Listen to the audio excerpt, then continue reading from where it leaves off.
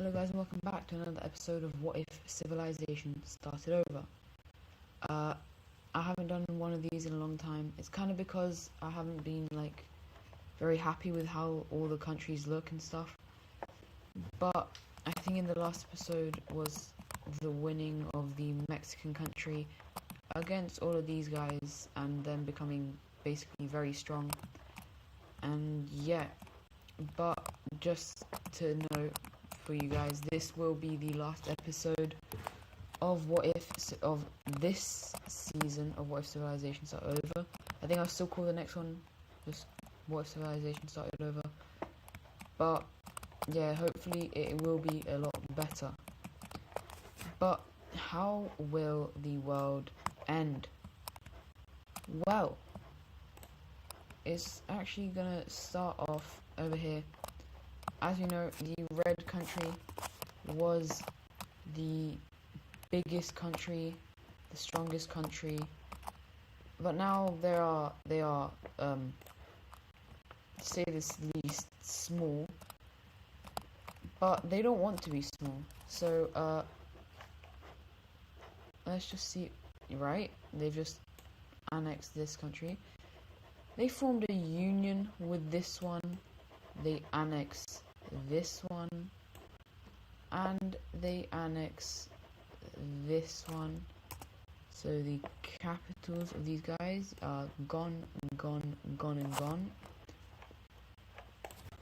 But yeah, basically what they're doing is they are coming back very rapidly, which is very surprising and concerning to a couple of countries, because it is not good. But because they were red, which means fascist, yeah, they were red, they were fascist. Now all of these guys are gone. Yeah, they're fascist, and so a lot of countries will definitely not like this, but a lot of countries will like this. And basically what we see happening is the fascists and the communists getting into a very large standoff. And, well, the red team isn't actually going to stop there. Their rampage continues on, going down the coast, even taking parts of this this parallelogram alliance, economic alliance, getting to something like this. And yeah, eventually they're going to take these three countries, and they've been expanding rapidly. People are confused, they are surprised, they are scared. How on earth has this country become so strong so quickly? How is it?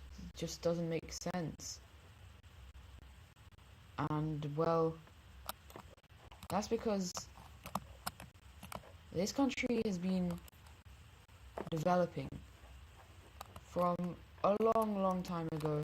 They've been developing a special weapon, and this weapon is the strongest weapon the world has ever seen.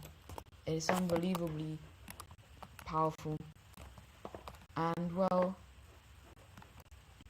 they've been using it to gain all of this land, and now they are thinking of using it with the fascists to claim everything, just everything. Very quickly, they're gonna join up with every. Do they have they're gonna join up with these guys because they're fascists. So yeah. But anyways, the red team has now expanded to one of its greatest heights it has ever been. And well, the French, even though they like that these guys are fascist, this fascism is different. Now, as you can see, luckily, they're all in the same religion, because otherwise oh no, the red team is hold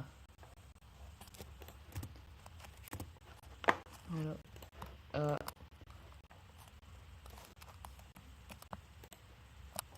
Yeah, a couple of bits are not red. Ooh. Well, I think this might cause a couple. Oh no, not again, the red team. Yeah, the red team, they're doing this again. And this is when the whole world is like, right, the red team must be stopped. As we know, the last time something like this happened, it was down here in Angola. And yeah, just look at that. Not good. And so immediately every country is just going to be like, yeah, no, red team, don't do this. And so the union, even though a lot of countries don't like each other, they realize that this is not good. And so they're going to start pushing in. And surprisingly, they do. Everyone is joining in. These guys are now so hated that, yeah, they're getting enemies to join. And very quickly, the green team is nearly able to capture the capital city. And so everyone is just sending all their troops over here. But it just seems like the red team isn't fighting. Eventually, there is an encirclement able to happen. And to put it, oh no, not all of it, but somehow, yeah. And so the capital city is now almost captured. How did they? What is this secret weapon they're talking about? And then they unleash it. Very quickly, the red team is able to gain back all the land that this green team took from them. Very quickly, then up here, here. And then they start even gaining back these areas. This weapon is just unbelievable. It is so strong. And you know what it is? It is chemical gas. But obviously this world has seen some of it. But this is like no other chemical gas. The masks don't protect against it. And it's just too strong. And so very quickly, the red team, somehow the red team people are immune. It's just weird. It's as if they're not human. And well, that's because they're not. These people, the people in the red team, they're not human. They are a different thing altogether. And it's just, they are too strong. This chemical doesn't affect them.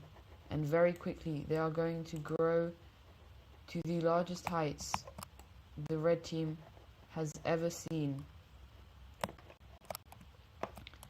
And eventually, we just see countries dropping quicker and quicker than the world has ever seen.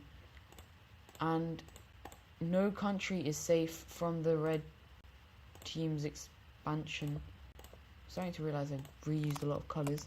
Oh well. And, well, the countries that have nukes are realizing they might have to use them.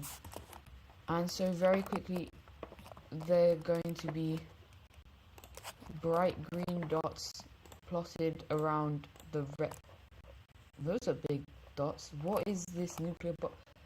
These nuclear bombs are some of the strongest ever.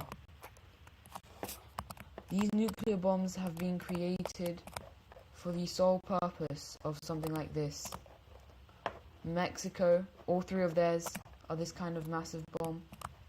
And 10 of the French team's ones is that. And 3 of these guys is. So 3 from them. 1, 2, 3. 1, 2, 3 from these guys. And then the 10 from the French team. 1, 2, 3, 4, 5, 6, 7, 8, 9.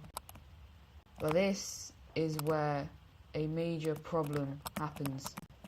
We see one nuke accidentally landing in the ocean. The rest of these nukes are going to be fired. So I'm just going to dot. But this one that falls into the ocean, well, this nuke is incredibly strong, and so water is going to start flowing quickly from the Mediterranean, engulfing the countries around the Mediterranean. The red team is still on their expansion, and eventually it is too strong. The red team is going to they don't know what to do. These countries, they're just at a loss for words. And well, luckily these guys somehow haven't been affected yet, but yeah, the red team strength is just too much. Eventually every country is going to fall over here, while the tsunami, either they're going to fall to these guys or they're going to fall to the tsunami, which is what happens to most of Europe. And well, that's not all. There is this tsunami is going to pick up size and speed. It's going to continue. The red team, now the people, not really people, because remember, these guys different somehow. The things from the red team are able to cross over to here. And now even America is not safe from the red team's expansion. Now one of the only countries able to defend against it is Mexico. However, they don't defend against it for very long. And what they're going to have to use the secret nuke, that they are the only ones who have ever been able to develop it, and they're going to plop it right here. But no, they're going to plop it right here. But as you can see, there's water, and so okay, more water starts spilling out, and now there is a massive tsunami in the Americas, and eventually every single thing is going to be fallen to this tsunami, apart from a couple of people from the French team over here. They are shot up into space, and well, let's paint a little picture. Oh no, these people are very important people.